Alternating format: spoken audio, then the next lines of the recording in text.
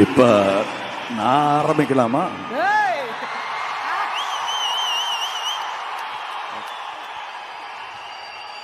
நீங்க உத்தரவு கொடுத்தா தான் நான் பேச முடியும். ரைட். உயிரே உறவே தமிழே. இது அரசியலுக்கு போனதும் உங்களுக்கு கிடைச்ச எல்லாரும் தலைவர்கள்லாம் சொல்கிற மாதிரி ஒன்று சொல்லணும் அப்படிங்கிறதுக்காக நீங்கள் இதை காயின் பண்ணீங்களான்னு கேட்டாங்க. இல்லை, நான் என் தமிழகத்தை பற்றி, என் தமிழ் சினிமாவை பற்றி, என் தமிழை பற்றி பேசிகிட்டு இருக்கேன். இது அரசியல் சார்ந்தது அல்ல, இது என்னை சார்ந்தது, நம்மை சார்ந்தது. உயிரே உறவே தமிழே. அது இந்த முதல் வரிசையில் இருப்பவர்களுக்கும் பொருந்தும். நான் வழக்கமாக கருப்பு கண்ணாடி போட்டுட்டு வரமாட்டேன். ஏன்னா இங்கே இருட்டில் தடிக்க விழுந்துடக்கூடாதுங்கிற பயம் ஒன்று இருக்கும். அது போக எனக்கு உங்களை சரியாக பார்க்கணும், நீங்களே என்ன சரியாக பார்க்கணும்.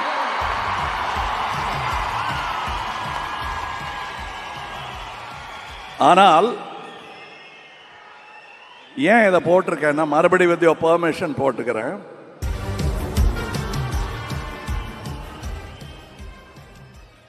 இது மியூசிக் வேண்டாங்க, 9 பாட்டு கொடுத்துட்டாரு, அதனால இப்போ மியூசிக் வேண்டாம். ஏன்னா நான் எழுதிக்கிட்டு வரல, நெஞ்சில் பதிஞ்சதை இங்கே சொல்ல வரேன். இந்த விழாவுக்கும் சிவண்ணா அப்படின்னு சொல்லுவாங்க எல்லாரும் அவரை. நானும் அப்படியே சொல்கிறேன், ஆனால் நான் அவருக்கு சித்தப்பா. இருந்தாலும் பேர் சிவண்ணா, அதனால அண்ணான்னு கூப்பிடுறேன். இந்த அன்புக்கு நான் எப்படி அடிபடையாமல் இருக்க முடியும்? உங்கள் பிரதிநிதியாக அங்கிருந்து கன்னடத்து சூப்பர் ஸ்டார் இங்கே வந்திருக்காரு. அவர் தன்னை அப்படி அடையாளம் காட்டிக்கொள்ளவில்லை. என் மகனாக, என் ரசிகனாக இங்கே வந்திருக்கிறார், உங்கள் பிரதிநிதியாக.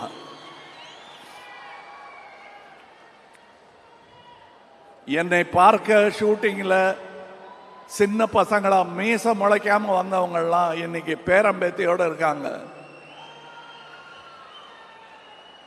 என்னுடன் தொடர்ந்து வந்து கொண்டே இருக்கிறார்கள். அவர்களுக்கு நான் கடமைப்பட்டு இருக்கிறேன். மணிரத்னம் சார் கூட படத்திலலாம் நடித்ததுனால ரொம்ப அழக்கூடாதுங்கிறத கற்றுக்கிட்டேன். ஆனால் உள்ள நிறைய கண்ணீர் இருக்கு, சந்தோஷம் கலந்ததும் சோகம் கலந்ததும். ஆனால் அது உங்களுக்கு தேவையில்லை, உங்க சந்தோஷத்திற்குத்தான் நான். அப்படியே சொல்லி கொடுத்து பழகிட்டாங்க, இனிமே மாற்ற முடியாது. 3 வயசுல இருந்து இவருக்கு நான் சித்தப்பா தான். இவர் நம்ம எஸ்டிஆர் அவர்களையும் அதையே சொல்லி வளர்த்துட்டாரு அவங்க அப்பா. அவர் என்னையும் ஒரு எக்ஸாம்பிளாக அவருக்கு காட்டியதற்காக அவருக்கு நன்றி சொல்ல வேண்டும். அவர் இங்கே கூட்டிகிட்டு வரல, வந்தால் அழுதுருவார்னு நாங்கள் 2 பேருமே அதை பேசிக்கிட்டோம். பாருங்க, படம் பார்க்கும்போது சந்தோஷமான சீனில் நம்ம டான்ஸ் ஆடிக்கிட்டு இருக்கும்போது கூட அவர் அழுதத்தான் செய்வார். எனக்கும் வருது, இவங்கெல்லாம் பார்க்கும்போது என்ன கடந்து வந்திருக்கிறோம், எப்படி என்னை தாங்கி பிடித்திருக்கிறார்கள், எத்தனை தலைமுறைகளுடன் நான் தோளுரசி இருக்கிறேன் என்பதை பார்க்கும்போது எனக்கு என்ன சொல்றது, நன்றியை தவிர அவர் ஒன்றும் சொல்ல தோணல.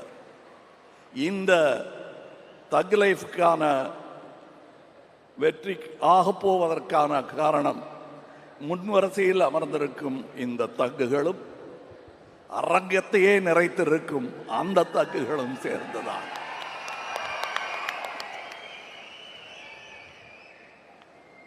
நான் சினிமாவின் தீவிர ரசிகன். அந்த சினிமாவின் ரசிகர்கள் யாரை ரசித்தாலும் அவர்களின் ரசிகன் நான். சரி, இப்ப எங்கிருந்து ஆரம்பிக்கணும்? விழாவின் நாயகன் ரஹ்மான் அவர்கள் என்பதனால் அங்கிருந்து ஆரம்பிக்கிறேன். என்னை ஒரு போதையில் அப்படி இருக்கும்போது எழுப்பி விட்டு மறுபடியும் இன்னொரு போதையில் என்னை ஆழ்த்தி விட்டவர் ரஹ்மான். எங்க அண்ணன் இளையராஜா, தம்பி ரஹ்மான். தென்னகம் இந்தியா பெருமை கொள்ளும் அற்புத கலைஞர்கள். அவர்கள் ஆயுசு எண்ண முடியாதது. அதை எண்ணி பெருமிதம் கொள்கிறேன் நான். மணி சார், என்ன மணி சார்னு சிரிக்கிறார் பாரு. ஆனால் நாங்கள் முதல்ல மீட் பண்ணதுலேருந்து அப்படி தான் பேசிட்டு இருக்கிறோம். ரொம்ப சின்ன வயசில் மீட் பண்ணிட்டோம். ஆனால் எங்களை சந்திக்க வைத்தது சினிமா தான். அந்த சினிமாவுக்கு என்றென்றும் நான் நன்றி கடன் பட்டு இருப்பதால் அதை பெருசாக சொல்லிக்கல. அது எப்படியும் பலரையும் சேர்த்து வைக்கும். திமிரு பிடிச்ச கலைஞர்களை கூட பணிவுடன் நடிக்க வைக்கும் இந்த சினிமா. இந்த அப்ளாஸ் கேட்கும் போது நாங்கள் நிமித்திக்கிட்டு அப்படிலாம் கை காட்டினா கூட உள்ள விம்மும். பதிலுக்கு விசில் அடித்தா நல்லா இருக்காதுங்கிறதுனால தான் நாங்கள் அடிக்கிறது இல்லை. இல்லைன்னா உங்களை பார்க்கும் குதூகலம் எங்களுக்கும் தொற்றிக்கொள்ளும். ஆனால் இந்த விசில் எல்லாம் சினிமாவிற்காக என்பதை நான் உணர்கிறேன். நானும் இந்த துறையில் இருக்கிறேன் என்றுதான் நான் நினைத்துக் கொண்டிருக்கிறேன். ரவி கே சந்திரன் அவர்கள் இன்னைக்கு நாங்க பிடிச்சு வச்சிருக்கோம். ரஹ்மானை பிடிக்க முடியல, அங்க கொண்டு விட்டாங்க. இருந்தாலும் அவர் திரும்பி வராரு, நன்றி. இவரும் ஒரு படம் அங்க பண்ணிட்டாருன்னா திரும்பி வரமாட்டார். அது நடந்திருக்க வேண்டியது. மருதநாயகம் என்ன அற்புதமான வாழ்க்கை இது. வெளியே தெரியாம போயிருச்சேன்னு பெரிய வருத்தம் எனக்கு இருந்தது. அதை மணி அவர்கள் தீர்த்து வைத்து விட்டார். அந்த ஒர்க்கை மருதநாயகத்தில் நீங்கள் செய்த போது உங்களுக்கு இதைவிட சற்றே அனுபவம் குறைவு. முழு அனுபவத்துடன் உங்களை இந்த படத்தில் சந்திப்பது என்னுடைய பெருமையாக நான் கருதுகிறேன். நான் முதல்ல நானும் மணிசாரும் கையெல்லாம் கொடுத்துக்க மாட்டோம். சும்மா மற்றவங்க பார்க்கும்போது ஏதோ சண்டைன்னு நினச்சிருவாங்கங்கிறதுக்காக கை கொடுத்துப்போம். இல்லைன்னா நாங்கள் ரெண்டு பேர், நான் கொஞ்சம் ஜாஸ்தி பேசுவேன், அவர் மோனோசிலபிக். அவர் அந்த பெரிய டிம்ஃபனி மாதிரி ஒரு டம்னு கேட்கும். பாக்கியெல்லாம் நான் தபலா மாதிரி வாசிட்டு இருப்பேன் நான். அண்ட் இந்த இருவர், உங்க படத்து பேரையும் சொல்றேன் நான். இந்த இருவர் எனக்கு ஸ்டண்ட் மென்னாக அவர்கள் இருந்த காலத்திலிருந்து தெரியும் என்று அவர்கள் சொல்லித்தான் எனக்கே தெரியும். அப்படி உரு தெரியாமல் இருந்தவர்கள் தன் திறமையால் தேடி போக வைத்தவர்கள் இவர்கள். நன்றி. நான் விட்டதை பிடிக்கிறதுங்கிறது எல்லாரும் ட்ரை பண்ணுவாங்க. எனக்கு விக்ரம் தர்மாவை டைரக்டர் ஆகி பார்க்கணும்னு ஆசை. செய்யக்கூடியவர் அவர், செய்ய முடியல. விட்டதை பிடிச்சிருக்கேன். அவர் பிள்ளைகள் நீங்கள். அதனால தான் நான் எங்கள் கூட்டத்துக்கு அப்புறம் வரேன், டெக்னீஷியன்ஸை பற்றி பேசுவோம். இதற்கு பாடல் பாடியவர்கள் எனக்கு என் குழந்தை பாடின போது சந்தோஷமாக தான் இருந்தது. ஆனால் அதை விட சின்ன குழந்தைகள் பார்க்கும்போது இந்த குழந்தை சின்ன குழந்தையா இருக்கும்போது பாடினதெல்லாம் எனக்கு ஞாபகம் வந்துருச்சு. தேவர் மகன் படத்தில் ஒரு சின்ன பாட்டு சான்ஸ் கொடுத்தாரு. கோடம்பாக்கத்துக்கு கூட்டிகிட்டு போகிறேன். வண்டியில் சீட்டில் உட்காந்துக்கிட்டு போற்றி பாடட்டி பொண்ணை ரிஹர்சல் பண்ணிக்கிட்டே இருக்கோம். அப்புறம் பின்னாடி உட்காந்துருந்தவங்களாம், எப்பா ஸ்டூடியோவுக்கு போய் பாடிக்கலாம், இல்லைன்னா பாடவே முடியாது, எதுக்கு வண்டி வருது, கொஞ்சம் நிறுத்துங்க, ரிஹர்சல் அங்கே போய் பண்ணிக்கலாம், அவர் பார்த்துக்குவார் அப்படின்னு சொன்ன அந்த குழந்தை கணீர் என்ற குரலில் ரஹ்மான் இசையில் என்று பாடிக்கொண்டிருப்பது தந்தையாக எனக்கு பெருமை.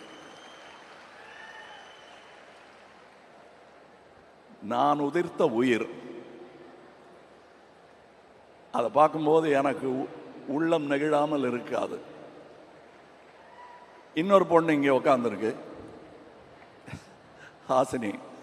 எத்தனை பேருக்கு நான் சித்தப்பா பாருங்க.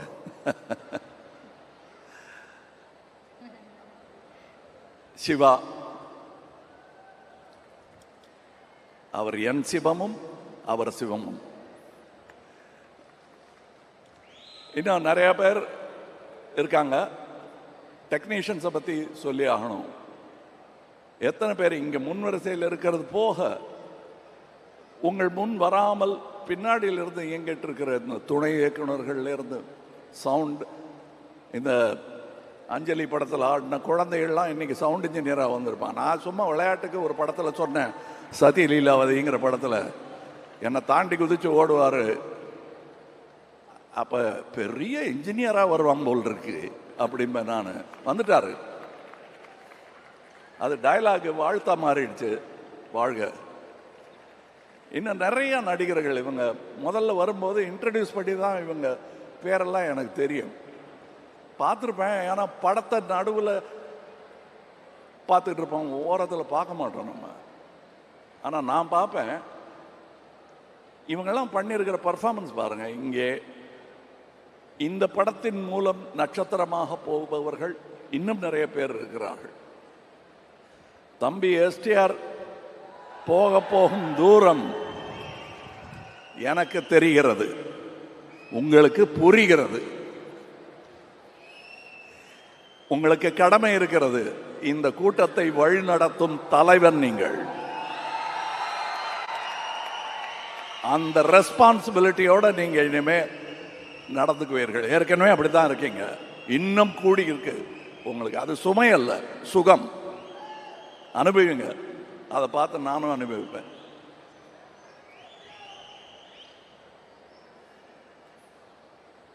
த்ரிஷா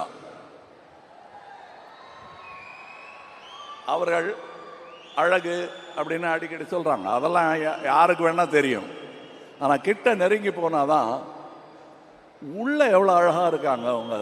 அதுவும் அந்த ஹேர் ஸ்டைலுக்குள்ளெல்லாம் ஒரு அழகு இருக்கு, தலைக்குள்ள. அவங்களுக்கு தலைகணம் என்பது பொன்னியின் செல்வன் ஹேர் ஸ்டைலில் இருந்து வந்திருந்தா உண்டே தவிர அவங்களுக்கு தனியாக அது கிடையாது. அது எனக்கு அவங்களிடம் ரொம்ப பிடிக்கும். அவர்கள் இரும்பு மாதிரி இருக்கும் பார்க்கும்போது, ஆனால் உருக்கிடலாம், உருவாக்கிடலாம். அதை பண்ணியிருக்காரு மணி சார் இதில். அண்ட் ஜீவா என்பது இப்பொழுது அபிராமி அவர்கள் எடுத்திருக்கும் அவதாரம். அபிராமி என்பதே ஒரு அவதாரம் தான். குணா படம் பார்த்துட்டு ரசிகையாக மாறி தன் பெயரை மாற்றிக்கொண்டார். நன்றி. அவங்க இந்த படத்தில் பண்ணியிருக்கிற பர்ஃபார்மன்ஸை டப்பிங் போது நான் பார்த்துட்டு என் டைலாக் விட்டுருவேன் நான். அது நான் விரும்மாண்டிலேயே நடந்திருக்கு. அதில் நான் டைரக்டருங்கிறதுனால ரொம்ப பராக்கு பார்க்க முடியாது. அதனால் நான் ரஷ் பார்க்கும்போது தான் அங்கே ஆவிட தட்டி தட்டி சொல்லுவேன், என்ன பண்ணியிருக்காங்கன்னு ஒருமையில் தான் பேசுவேன். சந்தோஷத்தில் அப்படி வந்துடும் ரசிகனுக்கு. அற்புதமான நடிகை. வெல்கம் பேக்னு சொன்னாங்கல்ல, you left, we never left you. Ashok Selvan, நான் நாசர்கிட்ட சொல்லிட்டு இருந்தேன், அவர் நெகிழ்ந்துட்டார் இவரை பாராட்டும் போது. எனக்கு நாசரை பார்த்த மாதிரி இருக்கு இவரை பார்க்கும்போது. நான் அதே போலீஸ் வேஷம் இருக்கு. நாசர் அந்த பில்டிங்கில் நடந்து வருவார். கண்டிப்பாக அப்போ பார்த்த உடனே தெரியும் யார் இந்த பையன்னு கேட்பாங்க எல்லாரும். அந்த பையன் தான் இங்கே இருக்கார். இன்னும் அப்படியே பையனாக தான் இருக்கார். இதெல்லாம் மேக்கப்பு, வெள்ளை டை போட்டுக்கிட்டு வந்திருக்காரு. அப்படி தான் எனக்கு தோணுது. இங்கே உதவி இயக்குனரை நடிகையாக்கி இருக்கிறார். நட்சத்திரமாவதற்கான எல்லா வாய்ப்புகளும் இருக்கிறது சஞ்சனா. அப்புறம் வேற என்ன, யார் நிறைய பேர் இருக்காங்க கலைஞர்கள். இதில் நான் விட்டுறக்கூடாது. அதே நேரத்தில் நான் போர் அடிக்கவும் கூடாது உங்களை. இதில் அடிங்கிறங்கிற நான் அடிச்சிடுவேன். அப்புறம்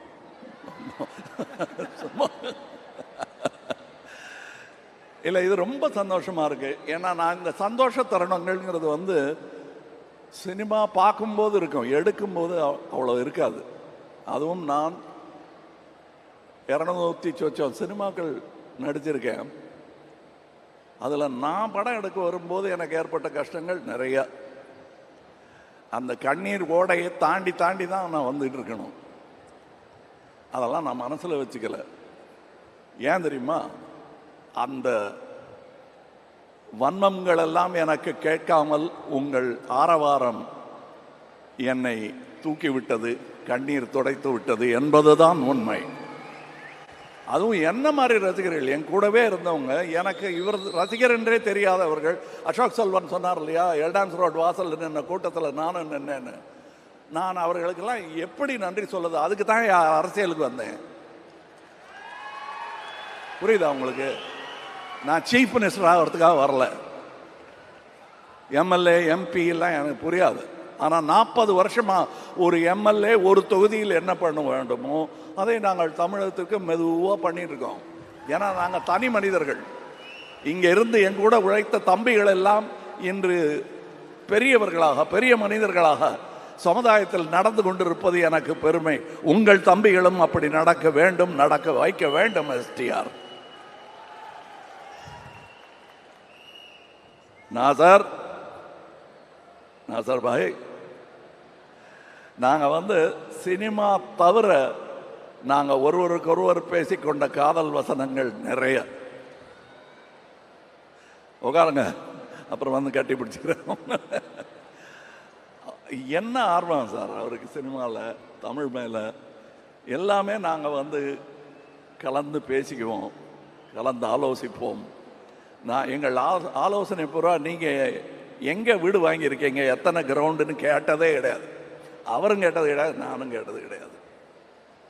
சினிமாவை எப்படி தூக்கி பிடிக்கணும், நம்ம என்ன பண்ணணும், அது சின்ன படங்கள் வருவதற்கு என்ன வழி பண்ணணும் அப்படிங்கிறது எங்களுக்கு சான்ஸ் கிடைச்சதும் நாங்கள் நினச்சோம் பாருங்க.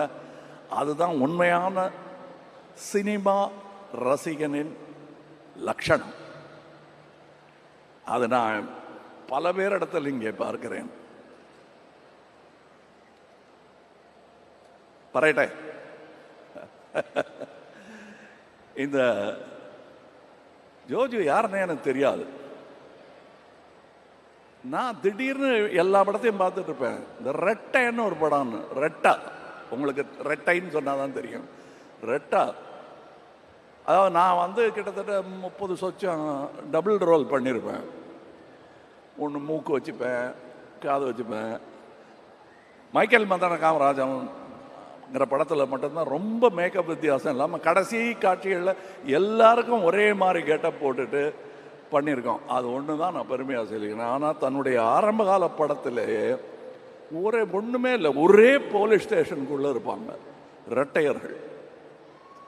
தனியாக தெரியும், இது அந்த சகோதரன், இது இந்த சகோதரன். எனக்கு இவங்க 2 பேரை பார்த்தா யார் அன்பு யார் அறிவுன்னு இன்னி வரலும் கேட்டுட்டு இருப்பேன். அவங்களும் அது சொல்லவே மாட்டாங்க, பதிலே சொல்ல மாட்டாங்க. யார் அன்புன்னா நீங்களே கண்டுபிடிச்சிக்கங்க சார். அந்த வேற மாதிரி இருக்காரு, அது வேற ஒரே மாதிரி ட்ரெஸ்ஸு போட்டுக்கிட்டு வருவாங்க. நான் அன்பு கிட்ட அறிவுன்னு பேசிகிட்டு இருப்பேன், அறிவு கிட்ட அன்புன்னு பேசிகிட்டு இருப்பேன்.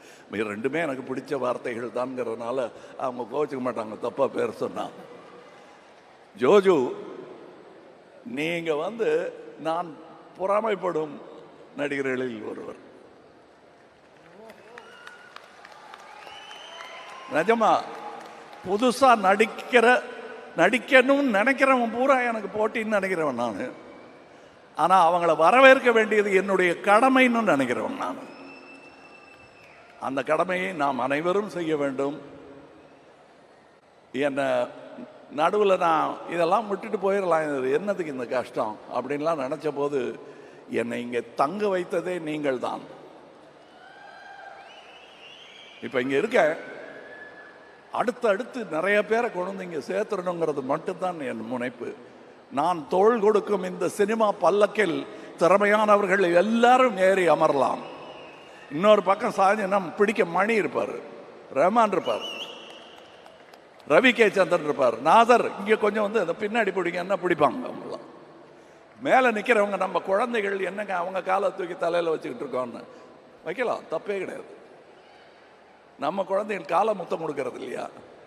அந்த மாதிரி நினச்சி தான் நான் நினைக்கிறேன். எனக்கு ரொம்ப விம்மும் சந்தோஷம் இங்கே இருக்கிறது.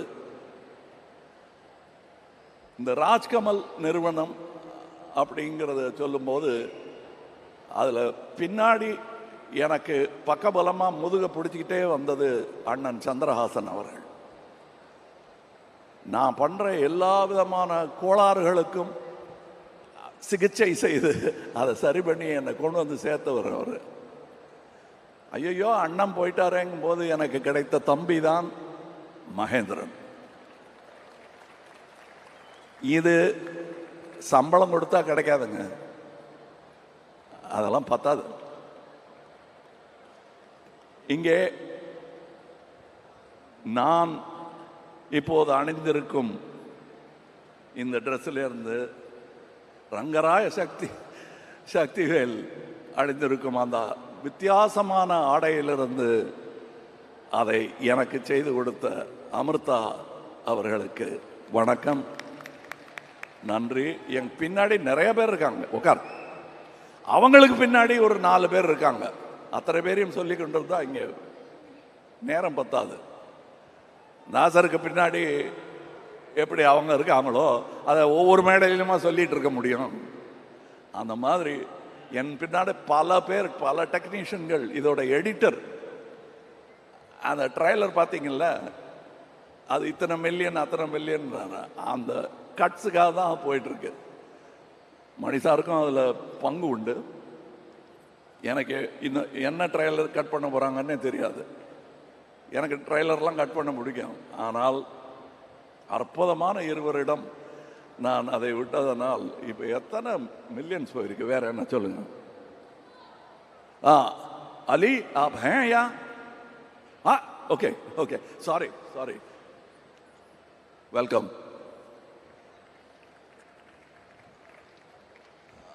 For your sake, I'll switch over to English. I saw you in Vishalji's film and I liked you. And I thought I should somehow work with you, and he made it possible. Thank you. You're a very important actor of India. Welcome, welcome to our home, cinema.